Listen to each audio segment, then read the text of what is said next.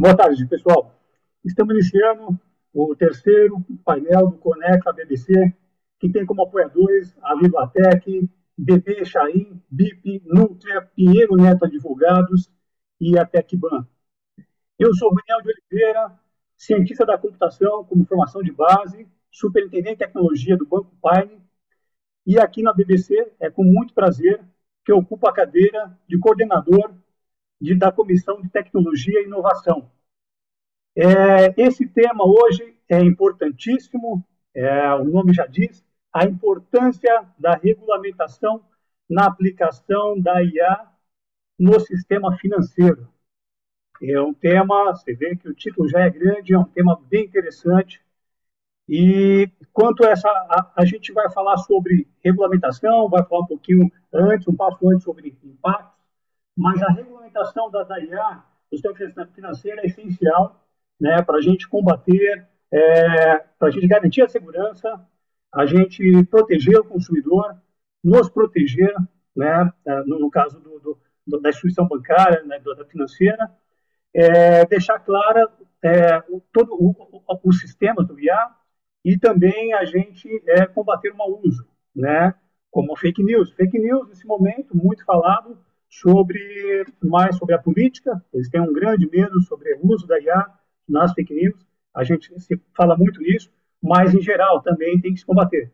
E aí, no meu ponto de vista, o que eu tenho ali, o desafio, na verdade, olhando para o meu ponto tecnológico, eu sou de TI, eu estou também, né, estou embarcado nessa IA, a gente está fazendo uso dela, e aí o que acontece? O desafio que eu vejo é você fazer toda essa governança, né, esse controle, e não inibir o crescimento, o desenvolvimento da tecnologia, essa tecnologia maravilhosa que é a IA, a inteligência artificial generativa. Então, esse é o desafio. Esse é o nosso desafio. Mas, para isso, eu vou chamar os especialistas aqui, né, para a gente conversar. É um tema muito bacana. Para começar comigo, a gente debater, e no final a gente vai abrir um espaço para as perguntas, né? Já adianto que, se algumas perguntas não forem atendidas no final, se a gente não tiver tempo, nós responderemos por e-mail. Bom, trago aqui então Luigi Levolino, sócio Head Coin Open Finance da BIP do Brasil. Boa tarde, Luigi. Seja bem-vindo. Boa tarde, Rônia. Boa tarde, Larissa. Queria agradecer pelo convite. É uma honra estar com vocês. Quero agradecer à BBC pelo convite. É uma parceria que a gente tem faz longo tempo. É sempre fantástico. Estamos juntos em todas as inovações que estão acontecendo no setor. É, Boa tarde à plateia. Espero que vocês gostem da nossa conversa hoje. Muito bacana. Obrigado, Luigi. Larissa Ganiberdi, seja bem-vinda. Larissa, sócia da área de tecnologia do escritório Pinheiro Neto. É um prazer tê-la aqui com a gente. Prazer, agradeço também o convite aqui para a BBC. Acho que vai ser um ótimo papo. Só para deixar bem claro, sou advogada, a gente fala que é da prática de tecnologia, então, para que ninguém confunda, eu não sou técnica, sou advogada, mas aqui na área de tecnologia a gente trabalha a parte jurídica das grandes inovações, proteção de dados, propriedade intelectual. E, além disso, sou uma grande entusiasta de inovação, ainda mais no setor financeiro, que a gente tem visto aí nos últimos anos o quanto avançado foi o desenvolvimento tecnológico, inovações, incentivado pelo Banco Central. Então, uma ótima conversa para todos nós hoje. Legal, muito bacana, obrigado. Bom, eu vou começar com você, Larissa. Nós vamos fazer algumas perguntas, como eu disse, a gente quebrou, a gente vai falar bastante sobre a regulamentação, mas a gente tem algumas coisas também para esclarecer, a gente quebrou em blocos. Esse primeiro bloco a gente vai falar sobre os impactos da IA. Eu que gostaria de começar com você, uma pergunta muito legal aí. É possível já identificar casos de uso da IA no setor financeiro? Claro, acho que antes da gente começar a responder, só para alinhar e colocar todo mundo na mesma página, seria importante a gente falar assim, o que é inteligência artificial, o que são os sistemas de inteligência artificial e o que não é sistema de inteligência artificial. Por que também essa diferenciação ela é tão importante? não só para a gente identificar dentro da empresa em termos de governança, que a gente vai falar um pouco hoje, mas também em termos de propostas regulatórias, que a gente vai discutir. Porque aquilo que não for um sistema de IA não vai recair sobre essas propostas regulatórias, né? Então, a primeira questão que eu queria trazer hoje, o que é um sistema de inteligência artificial? Se a gente olha as tendências mundiais e também as tendências do nosso projeto, né, de lei de regulação no Brasil, eles sempre vão definir de forma muito semelhante e harmonizada o que é um sistema de inteligência artificial. E aí cabe depois aos técnicos dizerem se é um bom conceito ou não. Mas vem sendo definido como sistema baseado em máquina, que pode ter graus diferentes de autonomia, mas que, no fundo, o grande objetivo é se alimentar, né, inferir de uma base de dados, de um conjunto de dados que ele recebe, e a partir desse input, que são os conjuntos de dados, gerar resultados, que a gente chama de output. Então, pode gerar uma previsão, pode gerar um conteúdo, pode gerar uma recomendação, uma decisão. Então, por exemplo, quando eu estou falando do sistema financeiro, eu posso gerar um score, eu posso gerar uma análise comportamental. Mas tudo isso tem que ter um certo grau de autonomia. Então, é bem diferente de quando a gente fala de um sistema, por exemplo, de score, onde eu pré-defino parametrizações para cálculo daquele score. Quando eu defino as parametrizações prévias para uma análise de score de crédito, por exemplo, eu não estou falando de um sistema autônomo de inteligência artificial. Dentro desse contexto de sistema autônomo de inteligência artificial, o que a gente viu nos últimos anos, né, e todo mundo pergunta, mas por que outras tecnologias não foram tão avançadas em termos de discussão como o sistema de inteligência artificial está sendo? Então, por exemplo, quando você pega a blockchain, a gente não discutiu se regula, não regula, quais aplicações, assim, de forma tão ampla no blockchain quanto a gente discute para um sistema de IA. E eu acho que o grande ponto aqui, que também é importante a gente falar, é que hoje o sistema de inteligência artificial ele é definido dentro de uma categoria maior que a gente chama de tecnologia de uso geral. O que quer dizer isso? Existe uma categorização de tecnologias que impactaram todos os setores da indústria e da economia, de forma a causar bastante inovação, não só na economia, como na sociedade. E então vou citar alguns exemplos. Existe uma lista de mais ou menos 25. Então, motor a vapor, eletrônica, automóvel, e hoje inteligência artificial vem como uma nova, né, tecnologia de uso geral. Então, definindo o que é sistema de inteligência artificial, para a gente ter essa conversa, que isso está dentro desse grande grupo de tecnologia de uso geral que vai impactar todos os setores. É, tem inteligência artificial generativa, que é aquela que vai gerar os novos conteúdos. E só foi possível desenvolver porque tinha muito dado disponível. Por isso que, se a gente pensar aqui em termos de 20 anos atrás, não era possível desenvolver nesse nível por conta da quantidade de dados que você treina. E dentro disso, o que tem sido usado, o que a gente tem visto dentro da indústria, né, financeira? Tanto atendimento por chatbot, assistente virtual, inclusive às vezes conectando, né, com Alexa ou alguns outros dispositivos, para análise de crédito, para score de crédito, para análise de fraude, para prevenção à fraude, né, e lavagem de dinheiro, para combate a hackers ou tentativas de invasão. Então, você vê hoje que os ataques hackers utilizam inteligência artificial, então, para você se defender, também tem que implementar sistemas de inteligência artificial. Para análise de biometria, que tem sido cada vez mais importante, né, no sistema financeiro, e também para a questão de personalização de ofertas de produtos e de serviços. Então, a partir da análise de determinados perfis de clientes, eu consigo fazer recomendação da gestão financeira para aquele cliente. Então, esses são os principais usos que a gente já vê implementado na indústria financeira e que já tem bastante controle dentro da indústria financeira, já tem bastante governança dentro da indústria financeira quando a gente está falando de score de fraude, score de crédito. E aí, mais para frente, a gente pode discutir, né, como são os impactos e como implementar esses novos sistemas.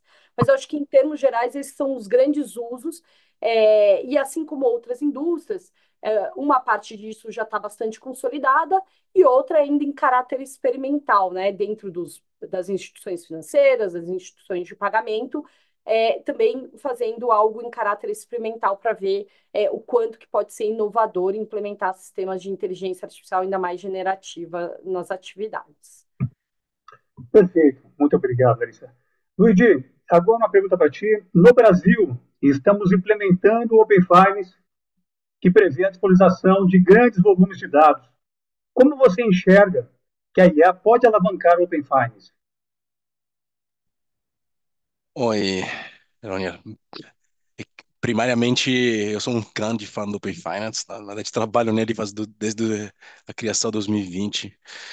É, eu acho que, como a Larissa bem falou, definindo que o sistema de IA, ele precisa de dados. E Open Finance vem disponibilizar hoje um volume de dados absurdos. Tanto pela quantidade de instituições que estão envolvidas no Open Finance. Hoje nós temos 112 marcas registradas no compartilhamento de dados, mais de 300 na instituição de pagamento e mais 25 devem chegar agora com a consulta número 10 publicada em julho, que obriga instituições com mais de 5 milhões de clientes de participação obrigatória no Open Finance, na parte de compartilhamento de dados. Então, eu vou ter bastante instituições que estão permitindo o compartilhamento de dados, e do outro lado eu tenho uma quantidade gigantesca de informações, porque lembrando que o Open Finance no Brasil é, é, provavelmente é o maior do mundo em termos de dados que são compartilhados, porque eu tenho dado além do dado cadastrais, lado de cartão de crédito e de conta corrente, a gente está compartilhando dados de operação de crédito, dados de investimento, dados de câmbio. Isso já é realidade. Daqui a pouco vai ter também compartilhamento de dados transacionais referente a seguros. Então, eu vou ter uma quantidade enorme de informações. E inteligência artificial, e em especial a generativa, que a Larissa super bem definiu, acho que minha visão é que vai revolucionar o sistema financeiro, usando esses dados. Por quê? Aí eu vou te dar algum exemplo, Rony. Eu vou conseguir, manipulando todas as informações, analisando todos os dados, eu consigo, por exemplo, melhorar a inclusão financeira, porque eu vou conseguir calcular realmente a renda de uma pessoa, principalmente para aquelas pessoas que hoje são informais, são informais, então não tem uma renda declarada real, então eu consigo calcular ela, então eu consigo calcular realmente esta renda, consigo ver a capacidade que eles têm em termos de entradas, saídas, então fazer uma análise de fluxo de caixa, todas as variáveis que são críticas e hoje essenciais para tomada de decisão de uma instituição financeira se dar ou não um crédito. Então, nossa análise, a nossa previsão como BIP é que vai aumentar, sim, a taxa de aprovação. Já tem estudos mostrando isso. Tem cases falando que aumentou em 70%, 80% a taxa de aprovação de pessoas negadas inicialmente com modelos antigos. A gente, como BIP, por exemplo, nós estamos a nós estamos testando IA generativa junto com o cliente. Nós estamos testando IA generativa para dar advisory. Então, imagina um cenário onde você escreve no chat falando quanto eu gastei de Uber este mês. Aí você responde esta pergunta. Ou onde eu gastei mais dinheiro esses últimos 2 meses, 3 meses? Eu consegui dar esta resposta. É, como eu faço? Eu tenho esse dinheiro investido. Onde poderia alocá-lo melhor? Então, o Open Finance ele vai ter informações de qual é o CDB que você tem, CDB, quanto você está tendo de taxa de juro. Então, ele pode comparar com outra instituição que você está compartilhando dados para ver se tem um CDB melhor e te oferece de forma automática. Então, isto, meu ponto de vista, vai ajudar muito em algo que eu sou italiano, então eu sinto isso muito forte aqui no Brasil, que é a falta de educação financeira. Então, isso vai ajudar muito vários brasileiros que estão com dificuldade financeira porque vai ter este advisory. Nós estamos testando isso, é realidade, funciona, Rony. Não temos uma POC, Perfeito. não temos feito isso. E aí você vê que a IA vai alavancar isso daí, veio para dar velocidade para todo esse benefício. É isso aí. E é real, Excelente, mano. Está excelente. acontecendo. Não é algo Eu futurístico, acompanho. não é. está acontecendo na prática. Confirmo. Ótimo, muito obrigado, Luigi. Então, agora vamos para outro bloco, desafios da IA. Volto com a Larissa. Larissa, como a IA existem diversos debates referentes a privacidades, éticas, entre outros. Quais desafios você enxerga nisso? Então tá, primeiro eu quero falar que eu sou uma. Assim, quando a gente fala em desafios, parece que a gente só está colocando problematização, né? Então, falar que, óbvio, eu vou citar aqui alguns desafios, mas para a gente olhar isso com formas de a gente implementar depois governanças para superar esses desafios, mas não como bloqueios para inovação e para se usar a inteligência artificial. Porque, assim como o Luigi falou, quando você pega, por exemplo, análise de adimplemento ou inadimplemento de uma base de clientes, né?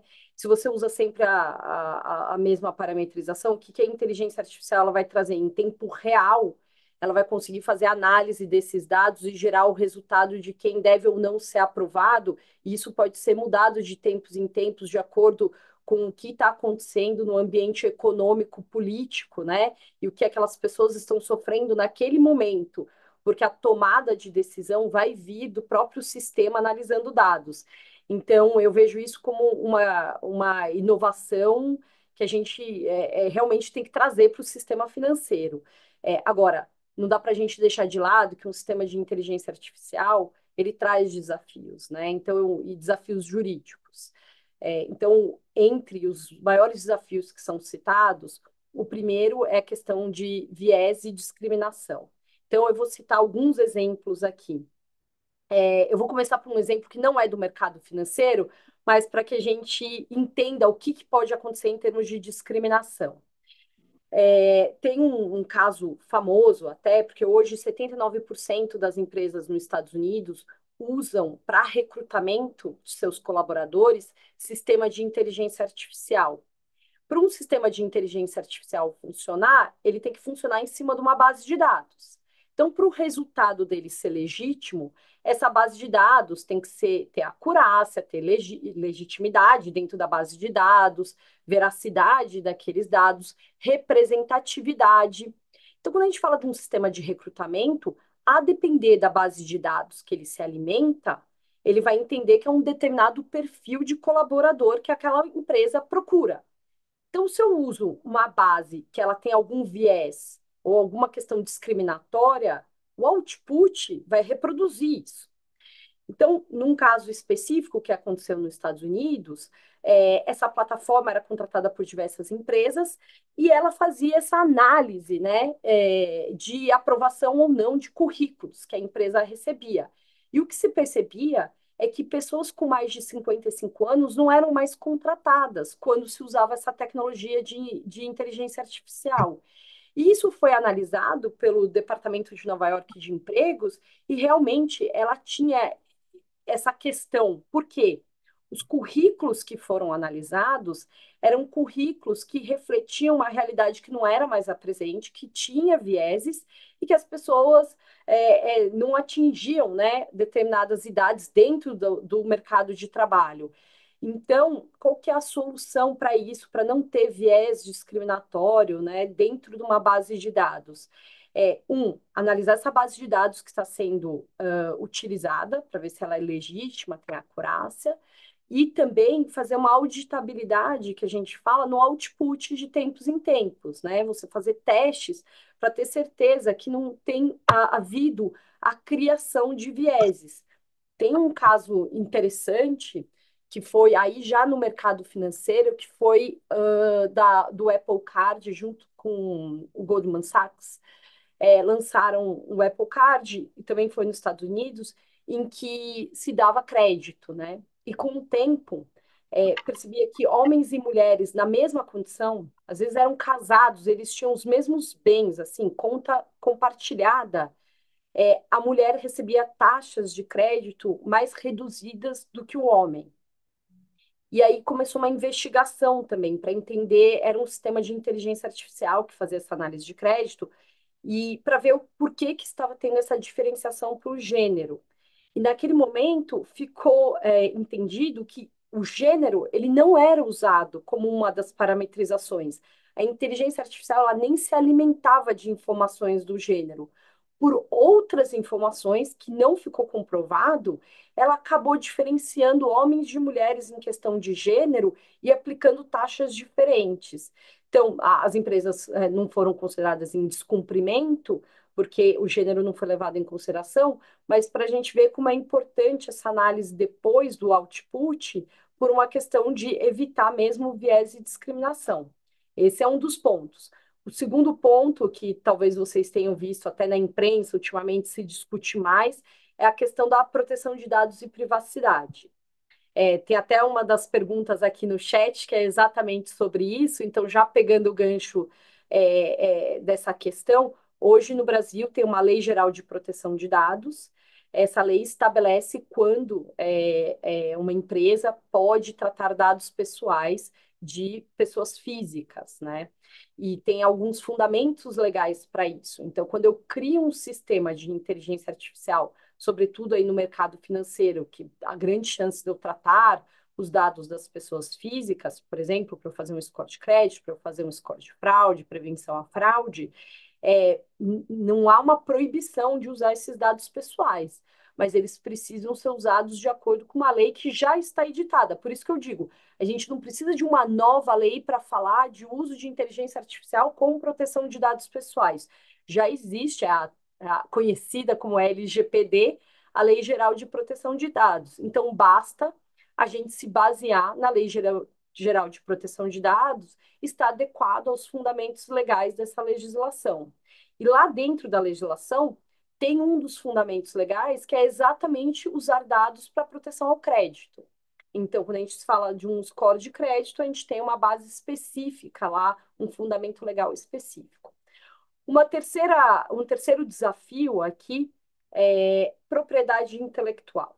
Então, quando a gente está falando de propriedade intelectual, a gente está falando muito mais na fase de treinamento da inteligência artificial do que qualquer outro aspecto. Porque, assim, e eu vou falar bem de forma leiga, né? Eu não sou a técnica, mas assim como uma criança aprende a ler lendo, né? E se alimentando da linguagem, a inteligência artificial é a mesma coisa. Ela vai aprender com base na base de dados em que ela for treinada. Seja uma base de voz, seja de linguagem escrita, seja de movimentos, né? E para isso, ela precisa de linguagem, ela precisa se alimentar de linguagem para gerar conhecimento e output depois. Então, uma das grandes discussões que tem hoje em dia é qual base de dados a inteligência artificial é submetida, né? O sistema, o software de inteligência artificial é submetido para ser treinado. Vocês devem ter escutado as grandes discussões que tem nos Estados Unidos sobre alguns meios de comunicação, como o New York Times, que propuseram ação contra algumas empresas de inteligência artificial, alegando que aquilo violaria o quê? O direito autoral, porque teria se aprendido numa base de dados do New York Times. Por outro lado, no sistema americano, existe uma defesa de fair use, que é você poder usar o direito autoral de terceiros, ainda que sem autorização, para casos específicos de acordo com a legislação. Então, essa é uma discussão ainda em andamento, né? Que a gente sempre precisa tomar, levar em consideração, né? Que ainda mais quem é do mercado jurídico, é como ponderar os direitos das pessoas, seja ali de um lado propriedade intelectual e de outro inovação, liberdade econômica. Esse é sempre o grande desafio. E vou aqui só para fechar, falar de riscos que a gente fala as liberdades individuais, né? Então, por exemplo, em alguns países, eu poderia citar a China, existe o score social.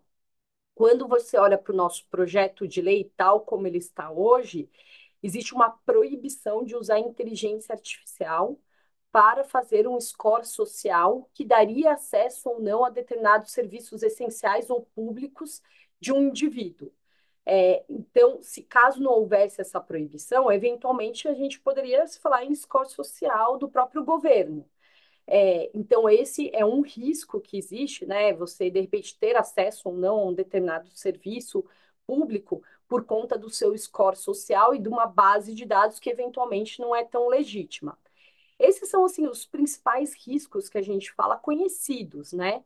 Mas dentro desse contexto, há riscos não conhecidos. Por isso que uma dos grandes desafios de uma proposta de regulação, por isso que a gente tem que ser muito cuidadoso em qualquer proposta de regulação de inteligência artificial, é para você não bloquear a inovação, né? É você entender o que não tem previsão em outras leis que já existem no Brasil, né? Porque a Constituição Federal já protege a não discriminação, né? Que as pessoas não sofram discriminação. Existe já uma lei de propriedade intelectual que, eventualmente, em algum aspecto deveria ou não ser adaptada. Existe uma lei de proteção de dados. Então, assim, o que que essa regulação deveria de verdade trazer para não bloquear a inovação, mas, ao mesmo tempo, garantir proteções que não existem em outras legislações?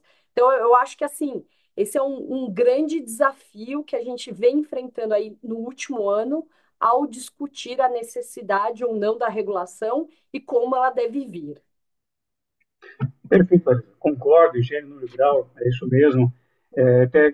Dando aí na parte técnica, colaboração, realmente as empresas, as big techs, as grandes IAs, aí, os motores, eles estão preocupados. Então, tanto alguns que eu testo, eu percebo que eles têm ali então, um mecanismo para você controlar os viés discriminatórios, né, os preconceitos, e às vezes você até olha aquilo e fala, meu Deus, ele está colocando colocar um percentual de quanto eu quero, isso eu não quero.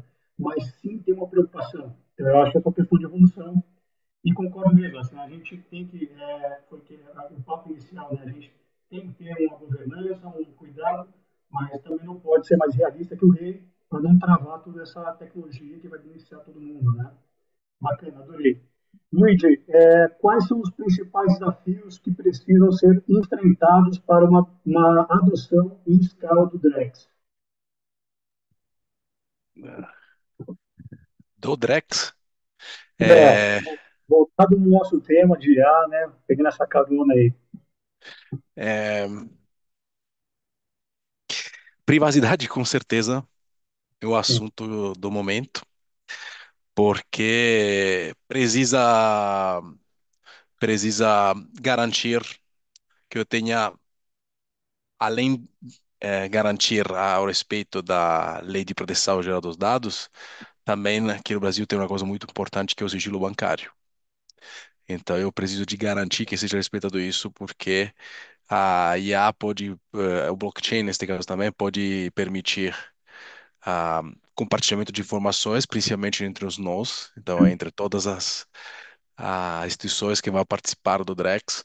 Então eu preciso de garantir que nenhum tenha, tirando as duas pontas que fazem parte da transação e o Banco Central, claramente, que vai monitorar tudo. Eu preciso de garantir que as outras não enxerguem e não consigam reconstruir as transações e então violar tanto a lei de proteção dos dados quanto o sigilo bancário. E outro desafio que eu enxergo é a segurança de tudo isso, principalmente considerando que nós estamos vivendo em um mundo onde ah, tem custo ter as informações, provavelmente ah, em vários setores a gente está enxergando que a linha de custo de cloud está explodindo. Então, até acesso aos dados é muito caro. Então, a gente precisa de. Este, para mim, é um desafio geral, anche para IA. Infraestrutura está custando cara. Então, a gente precisa de encontrar mecanismos, e aí vem concordo com a Larissa, não é o problema, mas colocar na mesa pontos que têm que ser endereçados para que isso se reduza este custo. A gente está observando isso também no Pay Finance, onde nós estamos tendo, tipo, estamos batendo bilhões de chamadas por mês, então tem um volume transacional de dados absurdo. Então isso tem custo para as instituições financeiras para disponibilizar essas informações, para armazenar essas informações. Então isso vale também para o Drex, vale para o Pay Finance, mas vale em geral para mim, para ir a qualquer uma tecnologia que use IA e a generativa, que é, gente, quanto vai me custar tudo isso? sim. Sem considerar que até é um ponto de reflexão que eu queria colocar na mesa, tem um impacto social muito forte. Estava lendo recentemente que nos Estados Unidos, no principal lugar onde tem os data centers de IA generativa, quase dobrou o consumo de água. porque estas máquinas gastam muita água para ser esfriadas. Tem situações, a gente viu em alguns casos, que eles estão colocando embaixo do oceano para manter os equipamentos resfriados. Isso pode ter um impacto ambiental muito forte.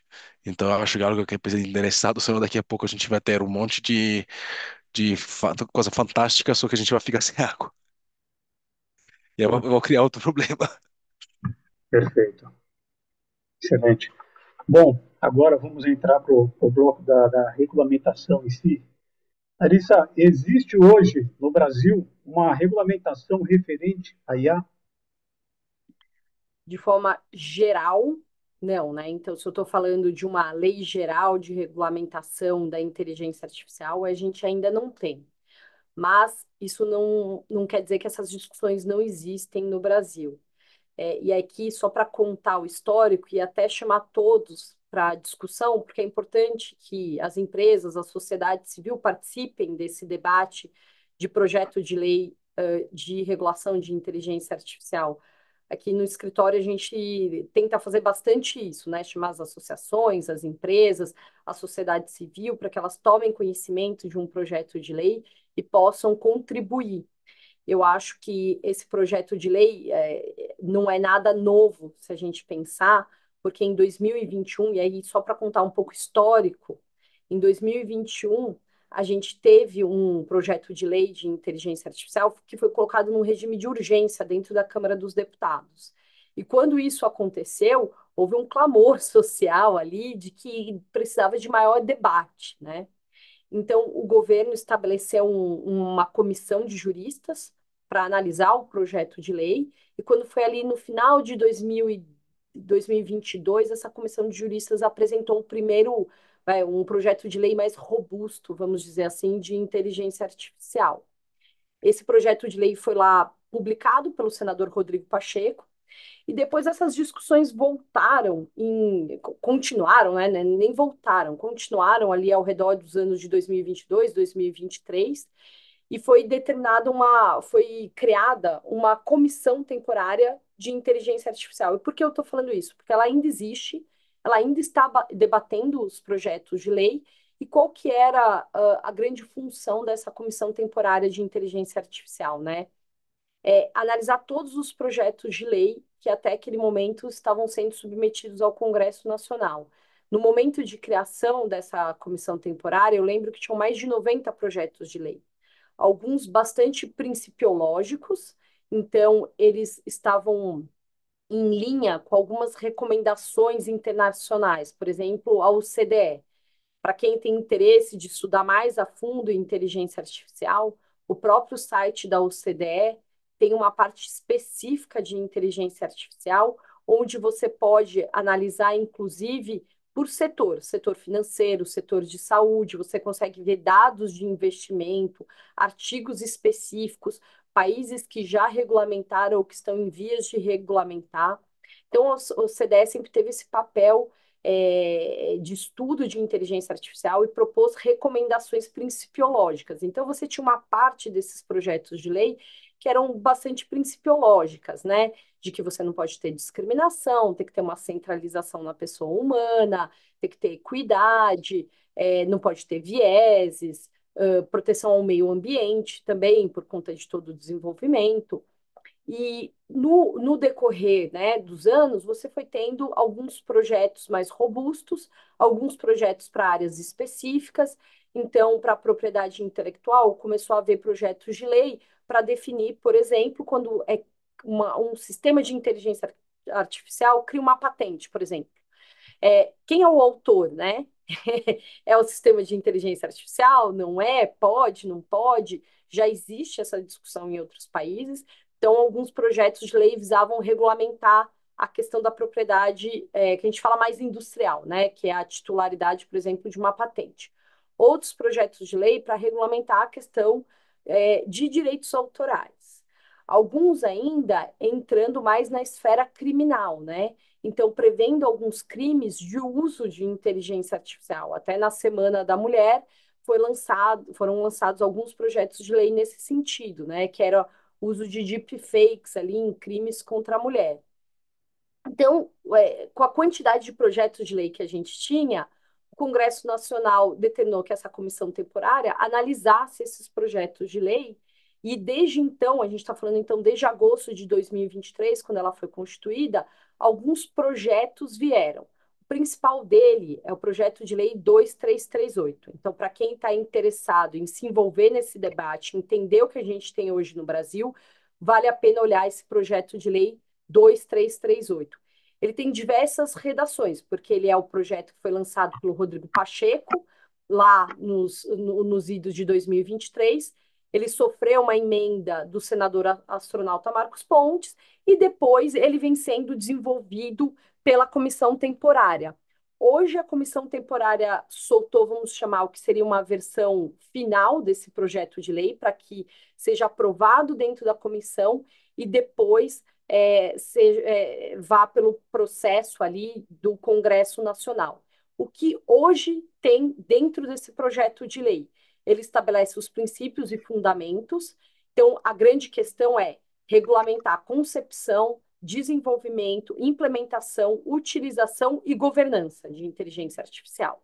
Então, ele vai definir, né, o que é inteligência artificial, generativa, vai ter alguns princípios, que são os princípios de supervisão humana, não discriminação, confiabilidade, auditabilidade, mas eu acho que o que eu mais queria citar dele é que ele cria como se fosse uma pirâmide. Nessa pirâmide, ele estabelece usos de inteligência artificial proibidos. Então, o que o sistema de inteligência artificial não pode fazer. Então, um desses usos proibidos, como eu citei, é o score social. Não pode usar a inteligência artificial para fazer score social.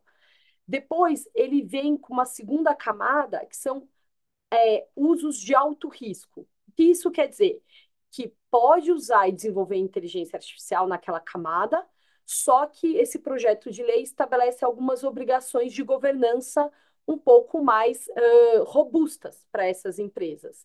Então, você tem lá, vou dar um exemplo aqui, biometria para análise de emoções. Então, se você fizer um desenvolvimento de biometria para análise de emoções, ela é alto risco, e dentro do alto risco ela vai ter que cumprir algumas obrigações de governança.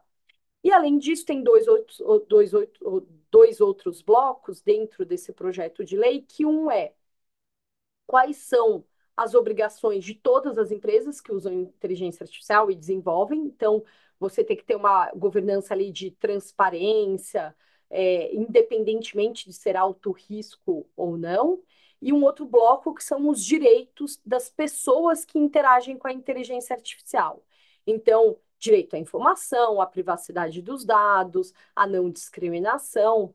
Então, esse é um arcabouço jurídico que vale a pena, e eu convido todos aqui a lerem essa versão final, né, vamos dizer assim, desse projeto de lei, que é o 2338, e se envolverem nesse debate. Quem quiser ir mais a fundo, no próprio site da Câmara dos Deputados, você vai encontrar os vídeos das audiências públicas, as discussões que tem e todo o histórico. Vale a pena dar uma olhada em como está sendo construído esse sistema de inteligência artificial. A pergunta final é: Larissa, vai sair esse ano a regulação? Não sei. O Brasil e o seu envolvimento no G20 havia uma promessa de que teria uma lei de inteligência artificial ainda esse ano. Mas já estamos no segundo semestre, então é difícil da gente garantir que tenha ainda esse ano um projeto de lei. Perfeito. Excelente, Larissa.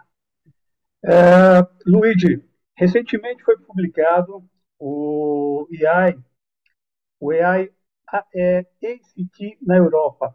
Quais os principais pontos e quais as reflexões para a regulamentação no Brasil?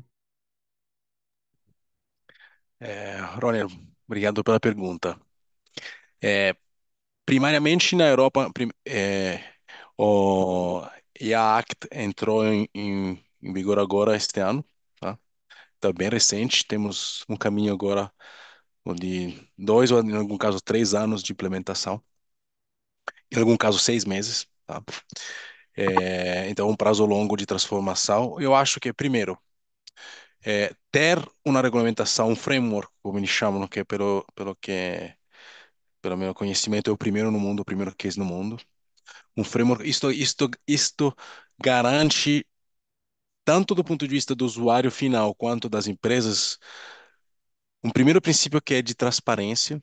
Então, e se cria confiança na IA, principalmente no ponto de vista do usuário. Isso é fundamental porque este é um dos princípios motivadores do framework, é criar confiança, exatamente para não ter aqueles problemas que a Larissa citou de comportamento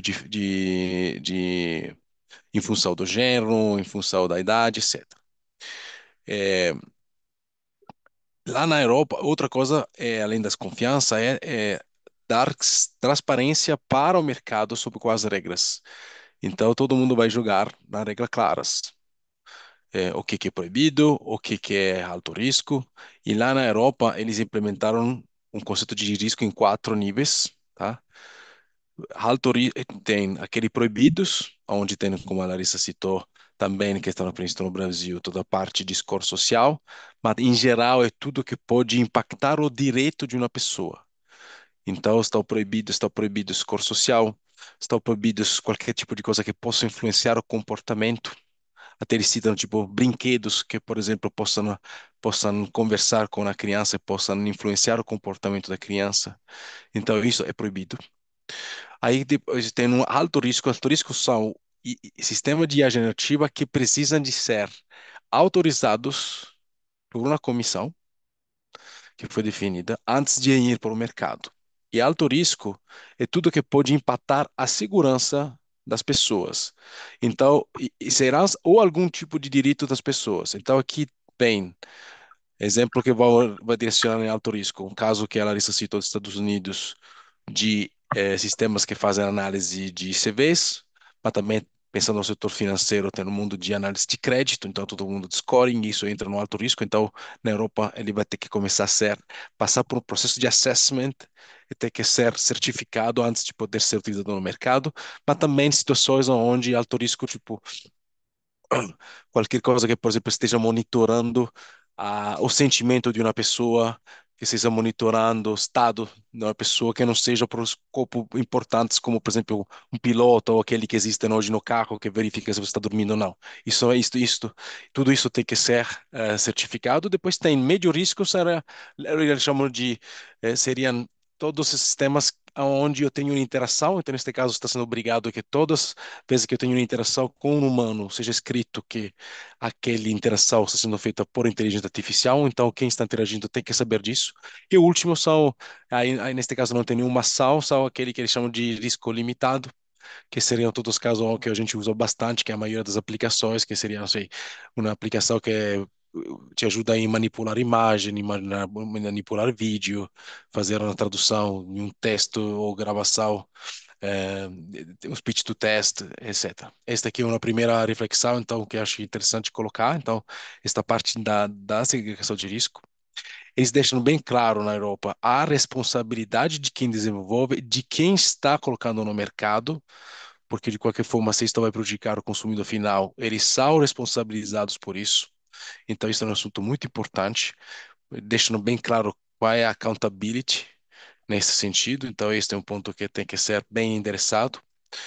E, em geral, são os princípios que eles colocam na mesa de proteção de direitos fundamentais. Isso deixa bem claro que a não discriminação e a privacidade ela tem que ser respeitada usando a IA generativa, tá? Acho que esses são os principais pontos que eu queria compartilhar com a plateia. Perfeito. Excelente, obrigado. Bom, Larissa, então, enquanto a regulamentação no Brasil não vem, né, assim, vamos pensar na governança. Quais as medidas as instituições poderiam adotar até que se tenha uma regulamentação no Brasil? Né? Como você já disse, assim, olha, já tem gente preocupada com isso, né?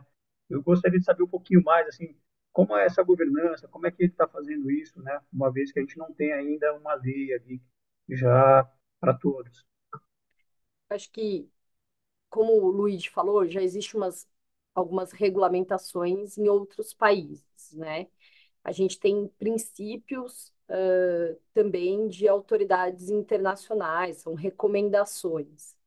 E se a gente também levar em consideração alguma proteção de direito, ela nem precisa dessa regulamentação, por exemplo, como eu disse, como a gente fala de discriminação, né? A gente fala de proteção de dados, já existe legislação protegendo. Então, a governança ela é importante, não só quando eu penso para o futuro, mas também no que eu tenho hoje de arcabouço jurídico, né? Então, proteger a não discriminação, proteger que não haja o viés numa análise de recrutamento, numa análise de crédito, por exemplo. Então, acho que existem alguns passos que as empresas podem implementar nesse sentido. Eu vou citar alguns deles que eu acho importante. O primeiro, a gente pensar que tem a esfera jurídica, mas também tem a esfera ética, né? Então, quando a gente fala de inteligência artificial e a sua aplicação, a gente vai ter as normas jurídicas, mas a gente também vai ter o senso ético, né? Do que a gente deve ou não fazer usando inteligência artificial. Então, a primeira recomendação é a criação de procedimentos e políticas internas para desenvolvimento ou contratação de inteligência artificial, porque a gente vai ter esses dois lados, né? Empresas que ao mesmo tempo vão desenvolver ou contratar, empresas que só vão desenvolver, empresas que só vão contratar sistemas de inteligência artificial. Mas principalmente para quem está desenvolvendo, pensar nesse fluxo, né, nessa base de dados que está sendo usada, nesse output, nesse treinamento que está sendo realizado, e para todas elas, a criação dessas políticas e procedimentos. O que, que eu quero dizer com isso? Algumas coisas. Primeiro, algumas empresas estão fazendo é implementando comitês éticos multidisciplinares e diversos dentro da empresa para analisar a implementação de um sistema de inteligência artificial. Então, um exemplo que a gente tem é da Meta, que implementou o que eles chamam de Fairness Flow. O que, que é isso? Enquanto eles desenvolviam inteligência artificial, eles perceberam que eles precisavam implementar na análise uma questão ali para evitar discriminação, preconceitos no próprio output que geraria aquela inteligência artificial. E, e a Meta, ela foi, e isso é dado público, tá? Eu não estou falando nada, tem um site específico da Meta sobre isso, explicando o sistema dela. E ela consultou diversas entidades, uma delas é a Stanford University, como que ela deveria fazer essa ferramenta para garantir a ética nesse procedimento de sistema de inteligência artificial. Então é muito interessante você ver como que eles desenvolveram e implementaram isso para garantir uma maior diversidade e evitar vieses no seu sistema de inteligência artificial. Além disso, você implementar governanças internas mesmo de inteligência artificial dentro desse grupo, né? Então, a gente chama de by design, igual a gente tem no sistema de proteção de dados, que a gente fala proteção de dados, privacy by design, hoje a gente pode falar também dessa ética by design num sistema de inteligência artificial. Então, desde o início já olhar e analisar do ponto de vista de governança e de ética o desenvolvimento. Então, qual a base de dados que eu estou usando, como que eu vou dar transparência para quem está interagindo, como que eu vou a garantir a segurança, né, a questão de cybersecurity daquele sistema, se eu estou garantindo também proteção aos dados pessoais e à privacidade, o quanto é confiável aquele sistema e através de testes, né, o que está sendo gerado no sistema. E aí tem ainda algumas outras questões, por exemplo, hoje existem grupos de empresas que se unem para fazer políticas e melhores práticas em inteligência artificial. Então, eu não estou falando nada de regulação. Eu estou falando das empresas querendo e desejando implementar boas práticas de inteligência artificial. Então, hoje você já tem grupos dessas empresas, principalmente das Big Techs, que se juntam para criar uma governança conjunta de inteligência artificial. E, por fim, um alerta que eu faço para as empresas é que hoje, na parte de contratação de sistemas, elas perguntem para o prestador de serviço e coloquem isso nos contratos se é usado ou não o sistema de inteligência artificial, para que você comece a tomar conhecimento se tem uso, qual que é o uso, como que foi o treinamento, qual que é a base de dados, porque isso eventualmente vai ser usado para gerar os outputs para a sua empresa. Então, de uma forma geral, independentemente de regulação, a gente já tem ali algumas boas práticas de governança que poderiam ser implementadas em qualquer indústria, incluindo na indústria financeira. Perfeito. E com essa governança, então, enquanto não temos essa regulamentação, para ajudar esses comitês, essas governanças, você acha que poderia, assim, se valer do que a empresa tem como valor, no que ela usa hoje na lei de proteção de dados? Você acha que isso pode colaborar com esses comitês que ainda não têm ainda esse auxílio da lei? Eu não tenho a menor dúvida, né? Mas sempre, mesmo quando eu falo em proteção de dados, eu sempre penso em comitês multidisciplinares, né? Porque não adianta você ter só uma pessoa ali de proteção de dados, uma pessoa do legal, uma pessoa de compliance. É muito importante que você tenha o time de tecnologia envolvido, porque melhor do que qualquer um, né, Luíde? O time de tecnologia sabe o que está acontecendo, né? E como está desenvolvendo aquele sistema. Por isso que eu acho importante a gente pensar nesses comitês como multidisciplinares, assim como a gente pensa já em proteção de dados, que tenha a participação de diferentes expertises para uma definição. E uma das coisas que vem sendo discutidas é que esses comitês, eles também tenham diversidade dentro deles, né? Por quê? Por conta de vieses. Tem um caso super famoso que virou até um. Vou parar aqui, é a última coisa que eu vou contar, mas ele é muito interessante. Ele virou um seriado, né, uma série do Netflix que chama Decoded Bias, que é uma pesquisadora do MIT, para quem não conhece, é super interessante de ver. E ela estava numa pesquisa do MIT, ela é negra, estava numa pesquisa do MIT, usando uma base de dados do MIT. E o que ela ia fazer era um filtro, sabe igual a gente tem filtro para pôr orelhinha, essas coisas? Ela ia fazer um filtro.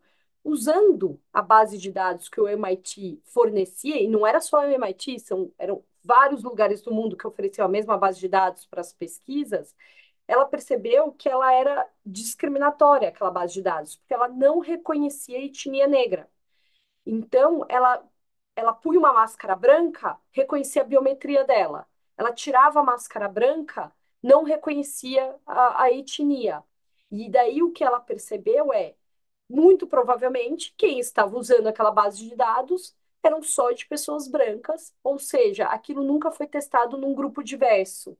Então, uma das questões que hoje a inteligência artificial traz para a mesa são os cuidados com a questão da diversidade, para que não gere um output que aconteça isso, você exclua parte da população daquele resultado.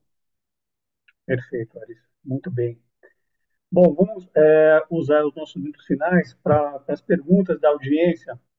Então, essa pergunta aqui é do Rafael Pose. Eu vou direcionar ele ao Luigi. Ele está dizendo aqui, está cumprimentando a gente. Boa tarde. E a gente sabe que a regulamentação da IA no setor financeiro ainda está em evolução, mas queria saber quais são os principais pontos de atenção para garantir que as inovações não comprometem a segurança e a privacidade dos clientes. Excelente pergunta para você, Luigi. Obrigado pela pergunta, obrigado, Rafael. É, algum nós já falamos que é até bem da Europa, que seria a gente entender o nível de risco que está atrelado às decisões que a IA vai tomar.